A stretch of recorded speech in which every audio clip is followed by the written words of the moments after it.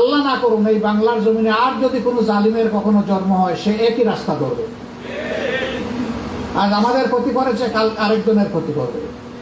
যারই ক্ষতি করুক তারা এই দেশের মানুষ। এই জন্য আমরা চাই যে তারও বিচার হোক।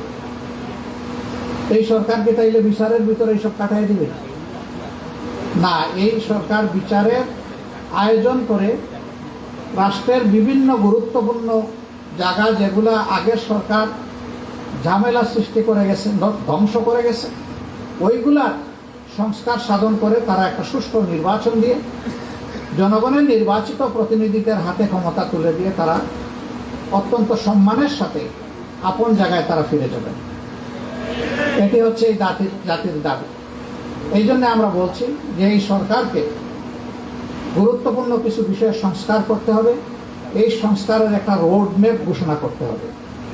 কি কি বিষয়ে তারা সংস্কারে হাত দেবেন, সম্পন্ন করবেন এবং কতটুকু সময়ের জন্য তারা নেবেন।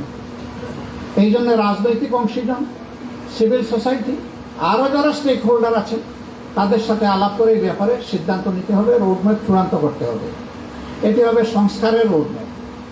সংস্কারের রোডম্যাপটি যথাযথ সফল হলে তবেই নির্বাচনী রোডম্যাপও সফল হবে ইনশাআল্লাহ। সংস্কারের রোডম্যাপের পাশাপাশি নির্বাচনের একটা রোডম্যাপ এই জাতিকে দিতে হবে। অনেকে জিজ্ঞেস করেন সময়টা কতটুকু। আমরা বলেছি সময়টা যৌক্তিক। অযৌক্তিক কোনো সময় নেওয়াও ঠিক হবে না, আমাদের পক্ষে দেওয়াও সম্ভব হবে না। তারা নেবেন যৌক্তিক সময়, আমরা দেব যৌক্তিক সময়। এই নেওয়া দেওয়ার এই বিষয়টা বোঝাপড়ার সঠিক জায়গায় থাকতে হবে। কেউ কেউ জিজ্ঞেস করেছেন কত হতে পারে এই সময়টা।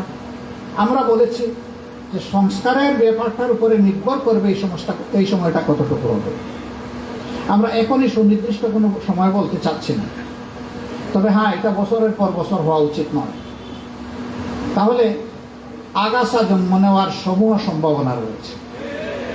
সমাজের শৃঙ্খলা ভেঙে পড়ার আশঙ্কা আছে। তৃতীয় পক্ষ জুলুমবাজরা আবার মাথা তুলে দাঁড়ানোর প্রয়াস চালাতে পারে।